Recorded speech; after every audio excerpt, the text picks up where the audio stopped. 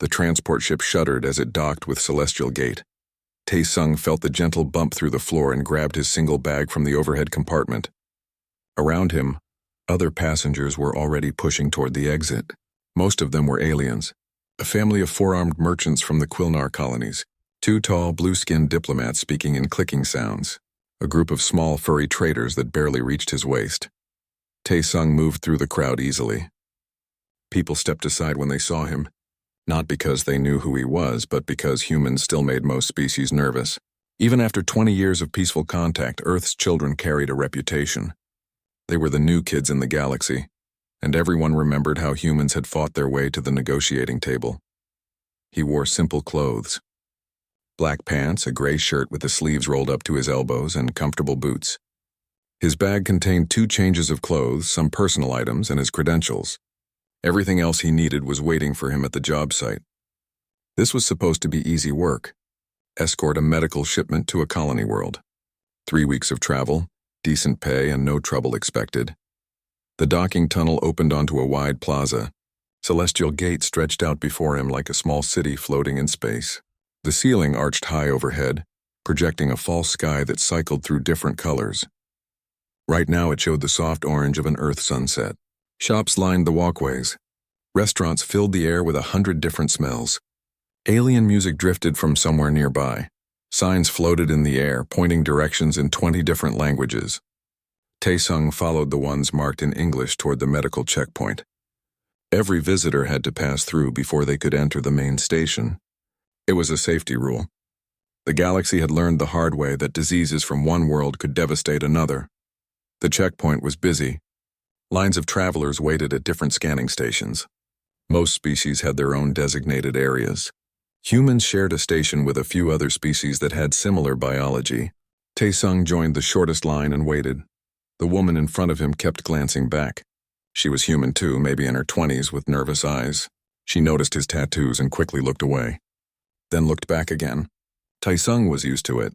The geometric patterns ran down both his arms in intricate designs. They curved around his wrists, disappeared under his sleeves, and continued up his neck to just below his jawline. To most people, they looked like traditional Earth art. Lots of humans got tattoos. It was normal. "Next visitor, please approach the scanner," a mechanical voice announced. The young woman jumped slightly and hurried forward into the scanning chamber. The door sealed behind her with a soft hiss. Through the transparent walls, Tae-sung could see her standing still, while lights moved around her body. After 30 seconds, the door on the other side opened and she walked through. "Easy. Next visitor, please approach the scanner."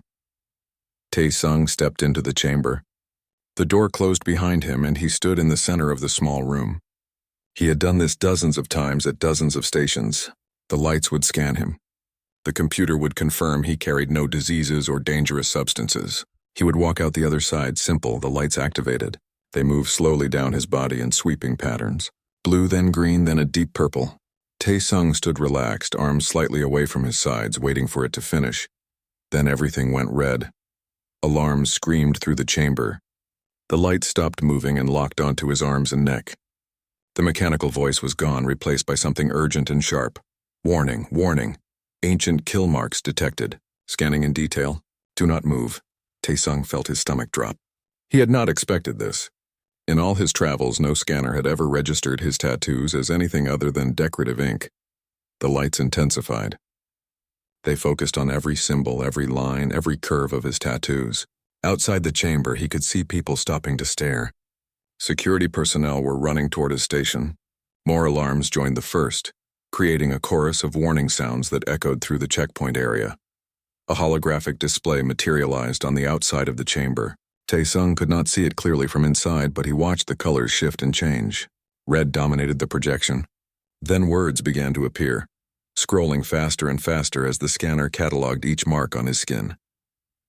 Through the transparent wall, he saw a Quilnar security officer arrive. The insect-like alien's compound eyes went wide. Its mandibles clicked rapidly, a sign of extreme distress in its species. More security arrived. 6 of them now, forming a semicircle around the chamber with weapons drawn. The mechanical voice returned, calm and cold despite the screaming alarms. Analysis complete. Subject identified as human male. Tattoos confirmed as kill marks following ancient Earth warrior traditions. Count: 247 verified combat kills. Classification: Predator class combatant. Threat level: extreme. Recommend immediate high-security containment. The checkpoint area went silent except for the alarms. Every person in the vicinity had stopped moving. They all stared at him. At the human in the scanner. At the walking nightmare their computers had just identified. Tae-sung raised his hand slowly, palms forward. He knew what came next. The security team leader, the Quilnar officer, was shouting into a communicator. More security would arrive soon. They would move him to a holding cell. Questions would be asked. This simple job had just become very complicated. The chamber door opened, but not the one leading into the station. The door behind him, the one he had entered through, slid open. 6 weapons pointed at his chest. "Exit slowly," the Quilnar officer commanded. Its translator rendered the clicks and chirps into flat, emotionless English. "Keep your hands visible. Any sudden movement will be considered hostile action." Tae-sung stepped backward out of the chamber. The security team moved with him, maintaining their distance. They were scared. He could see it in their postures, in the way their weapons shook slightly. They had trained for dangerous situations, but they had never expected to face something like him. A human woman pushed through the crowd. She wore a formal suit with the Earth diplomatic seal on the collar. Her face was tight with stress. "Stand down," she ordered the security team. "I'm Gia Park, Earth diplomatic attaché to Celestial Gate. This man is a registered human contractor. He has every right to be here. He has kill marks," the Quilnar officer said. 247 of them. Do you understand what that means?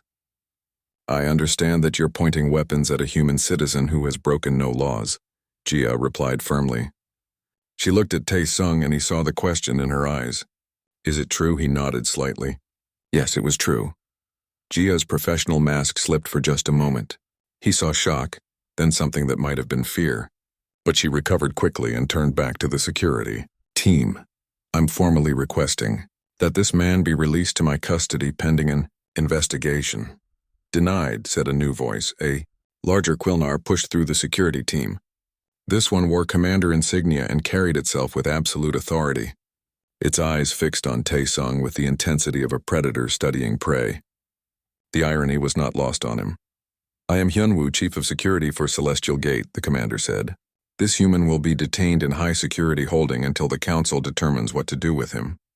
If what the scanners say is true, he is the most dangerous individual to ever dock at this station."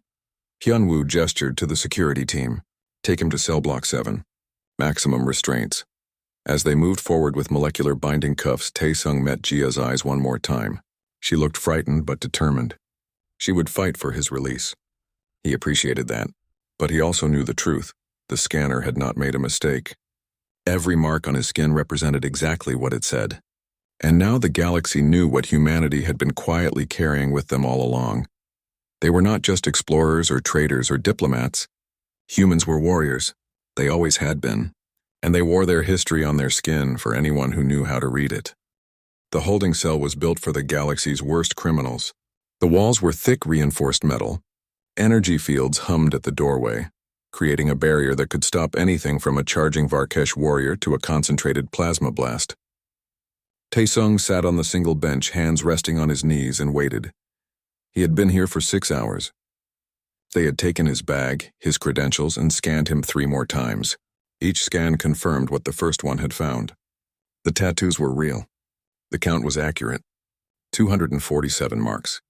247 lives ended by his hand. The door opened with a sharp hiss. Hyunwoo entered first, followed by 2 other aliens. One was tall and thin with gray skin that seemed to shimmer. The other was barely 4 feet high, covered in soft purple fur. Both wore badges that identified them as xenopsychologists, experts in understanding other species. Hyunwoo sat across from Tae-sung at the small table. The 2 scientists stayed standing, watching him with careful eyes. A recording device floated between them, its lights blinking steadily. "My name is Hyunwoo. You already know this," the Quilnar commander said. "These are Dr. Vess and Dr. Realm. They study behavior across species. They want to understand you. So do I." Tae-sung nodded. "What do you want to know?" "The marks on your skin. Explain them." Tae-sung rolled up his sleeves further, exposing more of the geometric patterns. Each one represents something. A battle, a mission, someone I couldn't save, someone I had to stop. Their memories made permanent. You mark yourself with death, Dr. Vess said. Her voice was soft, almost musical. This is normal for humans? Some humans. Warriors mostly, soldiers, people who serve in combat roles. It's an old tradition. Goes back thousands of years. Dr. Realm made a chittering sound. His translator turned it into words. Most species celebrate life on their bodies. Birthmarks for children, joy symbols for achievements, success patterns for accomplishments. But humans celebrate taking life? We don't celebrate it, Taesung said quietly. We remember it. There's a difference. Hyunwoo leaned forward. 247? That number is difficult to comprehend. I have commanded security forces for 20 years and I have never taken a life. Most species in this station have never killed anything. You have killed more than some entire civilizations lose in war. Taesung met the commander's compound eyes. I was a soldier during the first contact wars. Humanity's early years in space weren't peaceful. We ran into raiders, pirates, hostile species that saw us as easy targets. Someone had to fight back. Tell me about the first one, Hyunwoo said. The question hung in the air. Taesung was quiet for a moment. Then he touched a small symbol near his left wrist. It was simple compared to the others. Just 3 lines forming a triangle. I was 19, fresh out of basic training. We responded to a distress call from a mining colony on the edge of human space. By the time we arrived, raiders were already attacking. The colonists were miners, not fighters. They had families, children. He paused, remembering. The raiders were Kresh, small species but vicious. They didn't want the minerals. They wanted slaves. We engaged them in the colony's main habitat. The fighting was close, brutal. I killed 3 of them that day. But this mark represents the first one. A Kresh warrior who was dragging a child toward their ship. Dr. Vess made a soft sound. You killed to protect. That's what soldiers do. At least that's what human soldiers do. Hyunwoo clicked his mandibles. Continue. Tell me about more of them. Over the next hour, Taesung explained. Each tattoo had a story. Some were short, simple. A pirate intercepted. A hostile boarding repelled. Others were longer, more complex.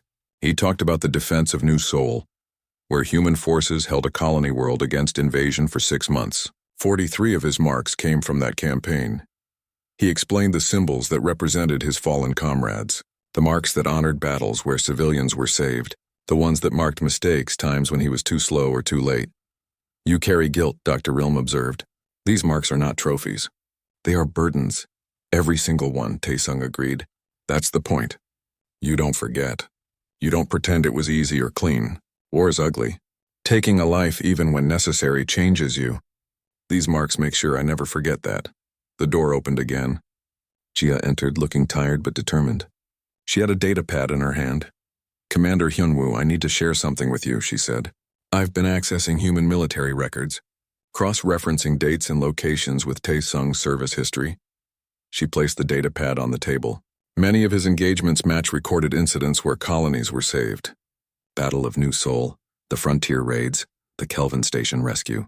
In every case, human forces prevented larger disasters. Hyunwoo studied the information. This does not change what he is, a killer. A predator. A protector, Jia countered. There's a difference. Humans don't seek violence. But when it comes to us or to innocence, we meet it head-on. That's what we evolved to do. Dr. Vess spoke up. Commander, if I may. My species evolved as prey. We were hunted for millions of years before we developed intelligence enough to build cities and weapons. When we reached the stars, we genetically modified ourselves to remove aggressive instincts. We thought we were becoming civilized. She looked at Taesung. But we lost something too. The ability to truly fight when fighting is necessary. We can defend from a distance with weapons and technology, but face-to-face against a real threat we freeze. It is genetic memory. Prey knows when to run. Humans never learn to run, Dr. Realm added. They are persistence hunters. Chase predators. They evolved to pursue prey until it collapsed from exhaustion. Then they turned those same instincts toward defending their young, their tribe, their species. They are predators who protect. Hyunwoo stood and walked to the energy barrier. He stared out at the corridor beyond. The council is debating right now. Some want you expelled from the station. Others want you imprisoned permanently. A few are suggesting we study you like a dangerous animal. What do you want? Taesung asked. The Quilnar commander turned back. I want to understand. My species removed our capacity for violence through genetic engineering 300 generations ago. We became peaceful, ordered, civilized. We built a society based on laws and logic. But sometimes I wonder if we lost the ability to truly protect ourselves. We rely on technology, on distance, on negotiations. Then the answer is yes, Taesung said. You did lose something. The willingness to put yourself between danger and those you care about. To take the hit meant for someone else. To make the hard choice when talking stops working. Before Hyunwoo could respond, alarms began blaring throughout the station. The lights shifted to emergency red. A voice boomed over the communication system. Security alert. Security alert. Unknown vessels approaching station. They are not responding to hails. All security personnel to defensive positions. This is not a drill. Hyunwoo's communicator lit up. He listened for a moment, his posture going rigid. When he spoke, his voice was tight with stress. Varkesh Raiders. A full warband. They are attacking the docking ports. Taesung stood up. Let me help. You are a prisoner, Hyunwoo said. And you're about to face warriors who won't stop at your energy barriers and stun weapons. Varkesh don't take prisoners. They don't negotiate. They kill, they take, they destroy. Your security team isn't ready for that. Another explosion rocked the station. Somewhere close, people were screaming. Jia stepped forward. Commander, you need him. You know you do. Hyunwoo looked at Taesung for a long moment. Then he made a decision that went against every regulation in his book. He deactivated the energy barrier. If you betray this trust, I will hunt you across the galaxy. Taesung walked out of the cell. Show me where my gear is. Then point me toward the raiders. As they rushed through the corridors, Taesung felt something familiar settling over him. The calm that came before combat. The focus that blocked out everything except the mission. His tattoos seemed to burn against his skin, reminding him what he was. A protector. A warrior. A human being doing what humans did best when innocent lives were on the line. He was going to war. The armory was in chaos. Security personnel rushed back and forth, grabbing weapons and equipment. Most of them had never fired their weapons outside of training. Taesung could see it in their movements. They were scared, uncertain. This was supposed to be a peaceful station. Violence was something that happened elsewhere. A young officer handed Taesung his bag. Inside were his personal weapons. A human-made plasma pistol, 2 combat knives, body armor that had seen a dozen battles. He stripped off his shirt and pulled on the armor, working fast. The familiar weight settled on his shoulders like an old friend. Taesung. He turned. Daewon pushed through the crowd, already in armor. The other human contractor was younger than Taesung by 5 years, but his eyes held the same weight. He had been there too, in the wars, in the battles that earned the marks on their skin. Heard you got arrested, Daewon said. Scanners finally figured out what the tattoos meant? Something like that. You here for the medical supply run too? Was. Now I'm here to keep this station from falling apart. Daewon checked his rifle. Varkesh are hitting hard.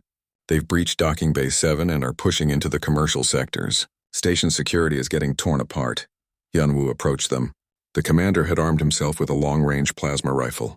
We need to hold Corridor Junction 12. If the raiders get past that point, they will reach the civilian shelters. Thousands of people are trapped there. How many raiders? Taesung asked. Estimates say 50 to 70, maybe more still on their ships. How many security do you have? 30 in this sector. Most have no combat experience. Taesung and Daewon exchanged a look.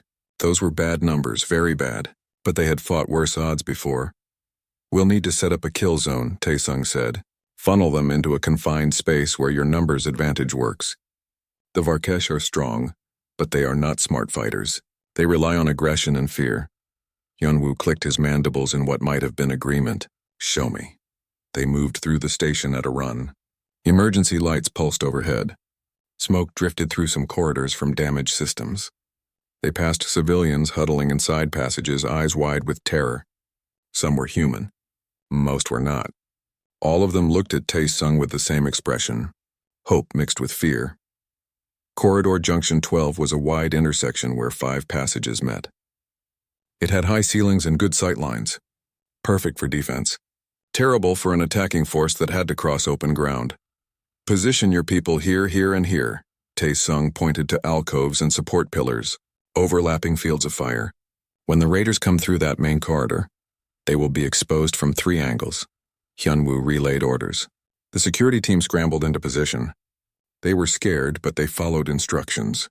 That was good. Fear was fine as long as you could still function. The station shook. Another explosion, closer this time. Through the corridor came the sounds of weapons fire and screaming. The raiders were coming. Stay behind cover, Taesung told the security team.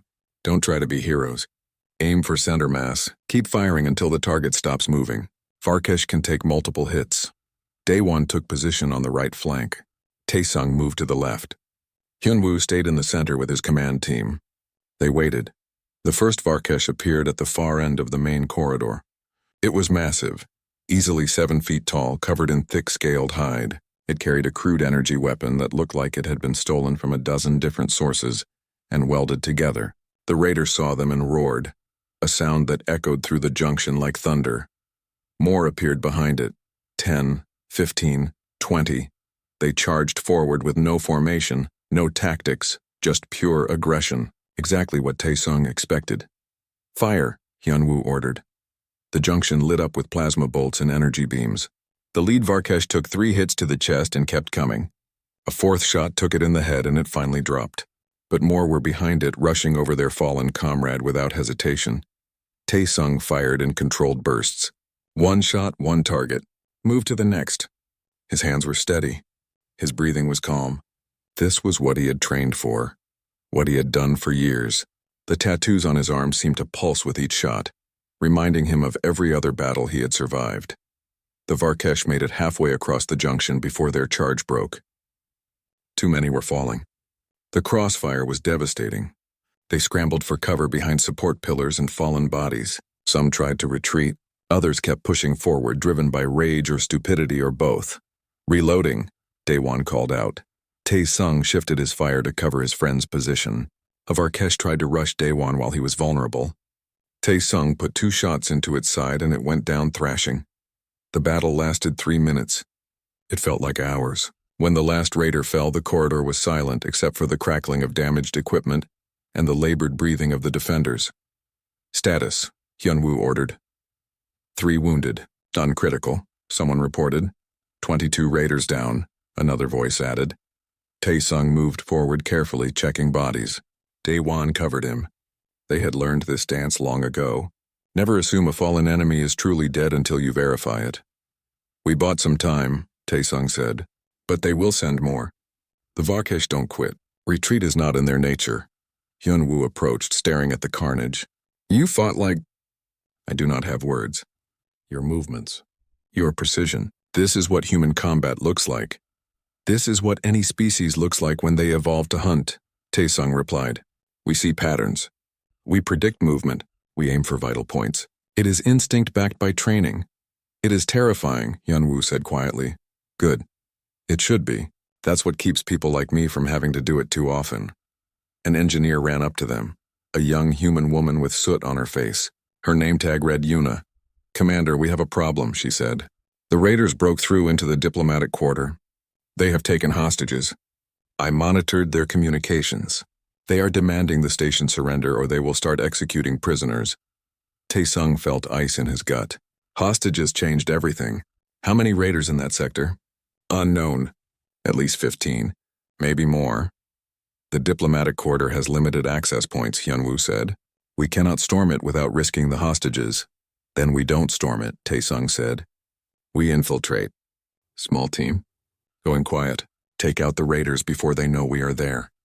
That is impossible. The diplomatic quarter has no secondary access. Yuna cleared her throat. Actually, there is.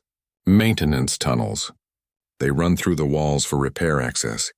I use them all the time for electrical work. They are tight, but a person can fit. Hyunwoo looked at Taesung. You would do this? Risk your life for people you do not know?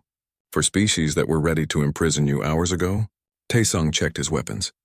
That's what the tattoos mean, Commander. Every mark on my skin is someone I failed to save or someone I had to stop to save others. I don't want to add any more today. Daewon stepped forward. I'm going with you. You'll need backup. As will I, Hyunwoo said. Taesung started to protest, but the Quilnar commander held up a claw. This is my station. My responsibility. If you are willing to risk your life for our people, the least I can do is stand beside you. Yuna grabbed a datapad. I'll guide you through the tunnels. I know every access point, every junction, but we need to move fast. I heard them on the radio. They are getting impatient. They gathered equipment quickly, weapons, breach charges, medical supplies. Taesung looked at his small team. A human warrior, a human engineer, a Quilnar security chief who had never killed anyone. It was not a large force, but sometimes small and fast beat large and loud. One more thing, Taesung said. When we go in, follow my lead. Don't hesitate. Don't try to negotiate. The Varkesh respect only one thing: strength. We show them what happens when they threaten innocence on this station. They moved out, heading for the maintenance access that Yuna indicated. Behind them, the security forces held their positions, ready to respond if more raiders attacked. Ahead of them, hostages waited, hoping someone would come, praying that help would arrive before it was too late. Taesung touched the tattoo over his heart. It was the newest one, added just 6 months ago. A simple circle with a star inside. It represented a colony he had defended during his last contract. 2,000 people saved, 0 casualties. He intended to keep his perfect record today. The maintenance tunnel was dark and narrow. They crawled forward in silence, weapons ready, moving toward whatever waited for them in the diplomatic quarter. Taesung's mind was calm, focused. This was what he did, what he was built for. Humanity had walked among the stars for 2 decades now. The galaxy was still learning what that meant. Today they would get another lesson. Some species marked their bodies with celebrations of life. Humans marked theirs with reminders of death, not because they loved killing, but because they never forgot the cost of protecting those who could not protect themselves. That was the difference between a predator and a monster. A predator killed to survive, a human killed to save. The maintenance tunnel smelled like metal and recycled air. Taesung crawled forward on his elbows, pushing his weapon ahead of him. Behind him came Daewon, then Hyunwoo, then Yuna. The space was tight. Built for repair work, not for people in combat armor. Every sound seemed loud in the confined darkness. Yuna whispered directions through their communication system. 30 meters ahead. Turn left at the junction. That will bring us to an access panel overlooking the main diplomatic hall. They moved in silence. Training kept them quiet. Even Hyunwoo, despite no combat experience, understood the need for stealth. His Quilnar body moved through the tunnel with surprising grace. Through the walls they could hear voices. Rough, harsh sounds in the Varkesh language.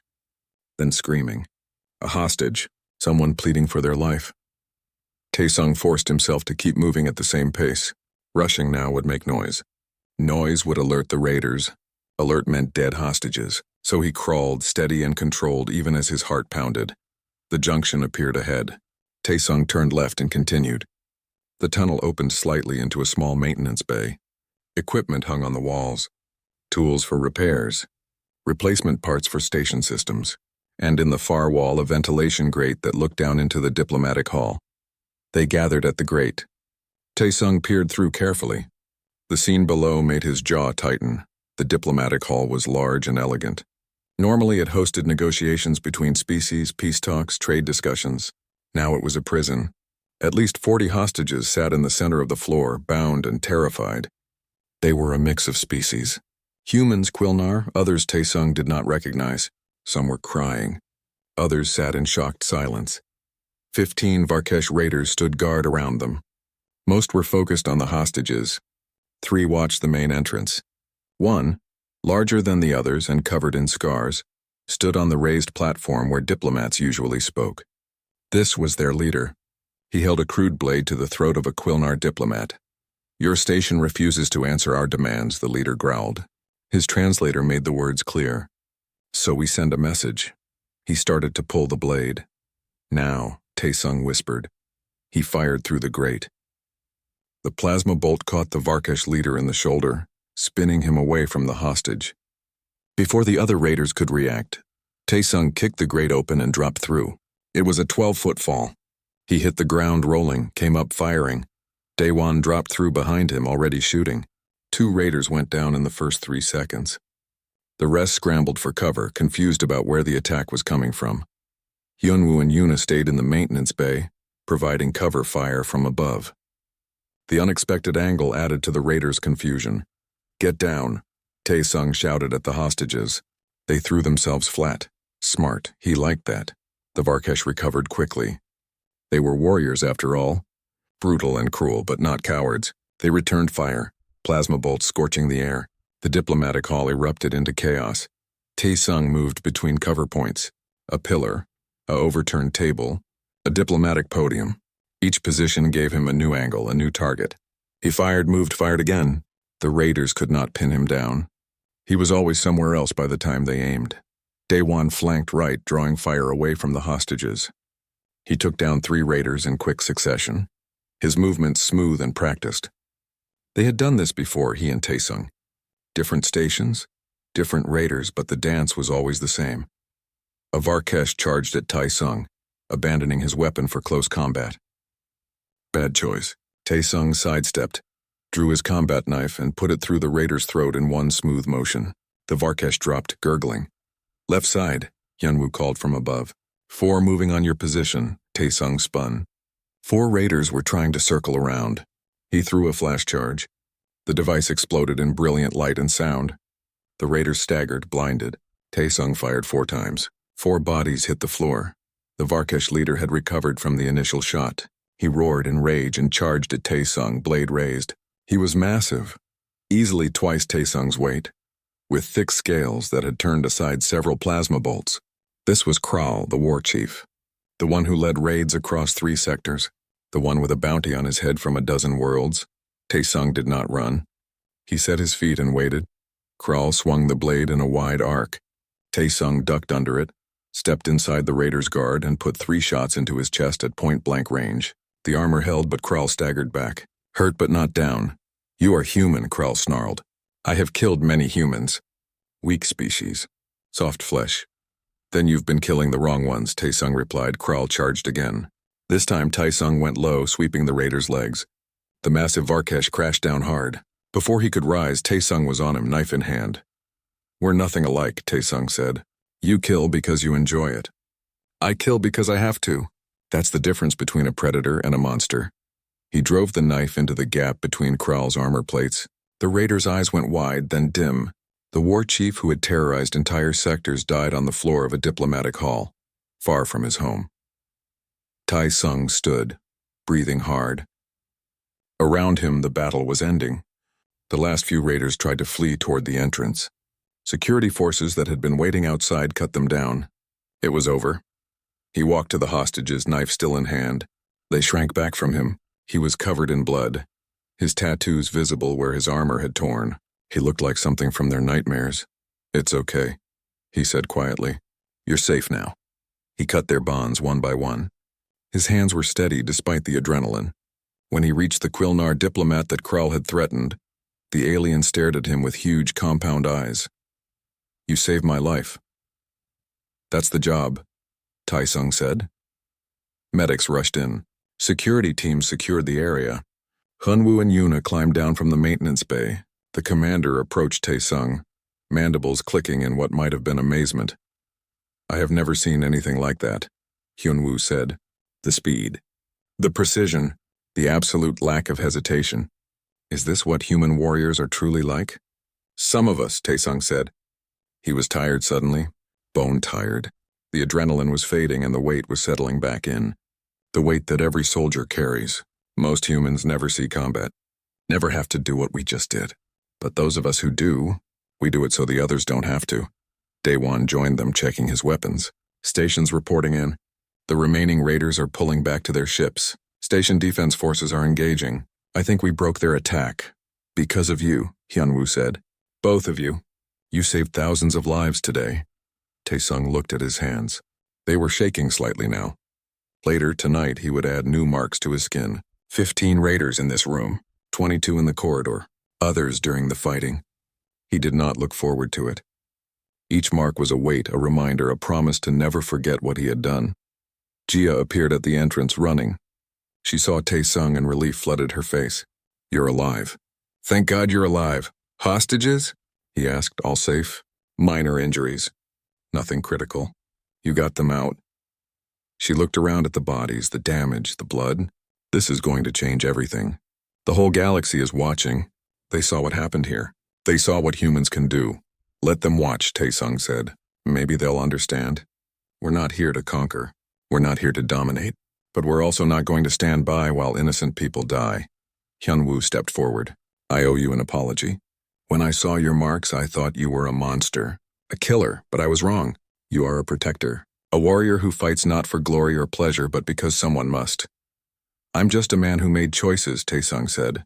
Some good, some bad. All necessary. Medical teams began moving the hostages out. Security cleared the diplomatic hall. Life slowly returned to normal, or as normal as it could be after such violence. Taesung found a quiet corner and sat down heavily. His tattoos ached as they always did after combat. Phantom pain from phantom wounds, or maybe just the weight of memory pressing down on his skin. Daewon sat beside him. You okay? Never am after something like this, but I'll manage. You always do. They sat in silence, two humans far from Earth, carrying the weight that their species had always carried. The burden of being the ones who stood between danger and innocence. The responsibility of being predators who protected instead of preyed. Outside, the station slowly recovered. The raiders were driven off. The wounded were treated. The dead were counted. And somewhere, in council chambers and government halls across the galaxy, leaders were having very serious discussions about humanity, about what it meant to have a species of warriors walking among the stars. Warriors who marked their kills on their skin like ancient hunters. Warriors who could be terrifying one moment and gentle the next. Warriors who would fight to the death to protect strangers. The galaxy was learning, finally learning what humans truly were, and Taesung, sitting in his quiet corner with his aching tattoos and tired eyes, hoped they would understand before they made the mistake of pushing humanity too far. Because if humans could be this fierce defending others, imagine what they could do defending themselves. 3 days after the attack, Celestial Gate was still healing. Repair crews worked around the clock fixing damaged sections. Counselors helped traumatized civilians process what they had witnessed. Security forces trained harder, understanding now that peace could shatter in an instant. Taesung stood at a viewport, watching work crews repair the docking bay where the Varkesh had first breached. His bag was packed. His credentials were cleared. The medical supply job had been reassigned to someone else, but he had been paid anyway. Combat bonus, they called it. Hazard pay for saving the station. He touched his left forearm. New tattoos wrapped around his wrist. 37 new marks. 37 raiders who would never threaten innocent people again. He had applied them himself, alone in his quarters, using the portable kit he always carried. Each mark had taken several minutes. Each one hurt. Good, they were supposed to hurt. You're leaving, he turned. Jia approached carrying a datapad. She looked tired but relieved. The past 3 days had been difficult for her. Managing the diplomatic fallout, dealing with panicked representatives from dozens of species, explaining over and over that humans were not monsters. My work here is done, he said. Time to move on. The council wants to talk to you first, if you have a few minutes. Taesung followed her through the repaired corridors. The station felt different now, quieter, more watchful. People still stared at him, but the looks had changed. Fear remained, but it was mixed with something else. Respect, gratitude, understanding. They reached the council chambers. Inside, representatives from 20 different species sat in a wide circle. Hyunwoo was there, standing beside the Quilnar delegation. He nodded to Taesung as he entered. The council leader, an ancient being with silver skin and wise eyes, spoke first. Taesung of Earth, you have presented us with a difficult situation. Your actions saved lives. This cannot be denied. But your nature, the nature of your species, concerns many here. I understand, Taesung said simply. The marks on your skin. They number 284 now. Each one represents a life ended. To many species in this galaxy, such a tally is incomprehensible. Most of our civilizations have never produced a single individual with such a count. We are what evolution made us, Taesung replied. Humans are predators, hunters, warriors. We don't apologize for that. But we also don't use it for cruelty. We use it for protection. A representative from a small, peaceful species stood. But how do we trust such power? How do we know humans will not turn that violence on us? You can't know, Taesung said honestly. Not for certain. Just like we can't know that your peaceful species won't develop weapons and use them. Trust is earned through actions, not promises. Judge us by what we do, not what you fear we might do. Hyunwoo stepped forward. If I may speak? I was one of the loudest voices calling for this human's imprisonment. I saw his marks and I saw a monster. I was wrong. Taesung saved my life. He saved the lives of my officers. He saved hostages who meant nothing to him personally. He is a warrior, yes, but he is a warrior who defends. As do all human soldiers, Jia added. Commander Hyunwoo asked how we can trust such power. I ask how you can afford not to. The Varkesh will attack again. Other raiders will come. This station, this entire sector needs defenders. Humans can be those defenders. The council debated for another hour. Taesung stood silent, letting them talk. Finally, the leader spoke again.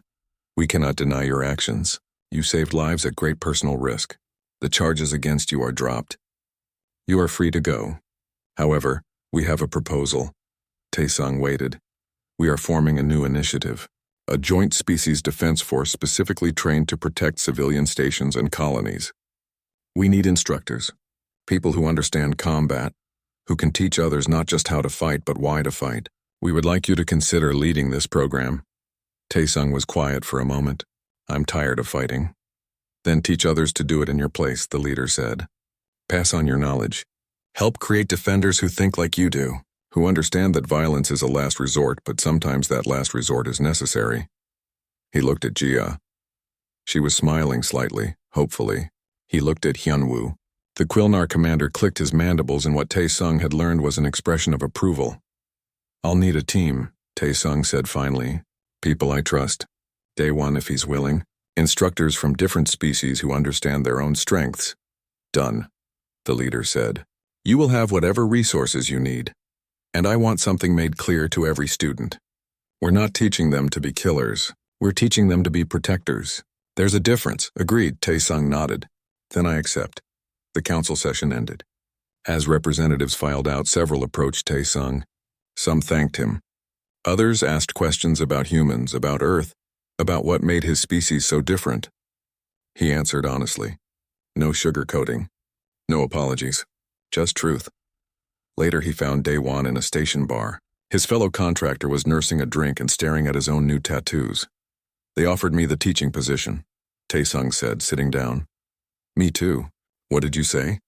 I said yes. If you're interested, Daewon smiled tiredly. Beats taking random contracts. Maybe we can do some good. Teach these peaceful species how to defend themselves without becoming like the raiders.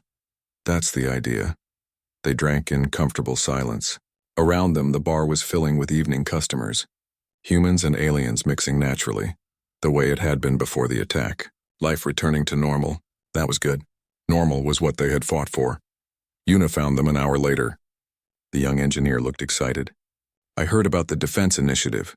I want in. You're an engineer, not a soldier, Taesung said. And you need someone who understands station systems, who can teach defensive positions, who knows how to use the environment. I can do that. I want to do that. She looked at her hands. I was useless during the attack. I just hid and hoped someone would save me. I don't want to feel that helpless again. Taesung studied her. Young, eager, brave. It won't be easy. The training will be hard.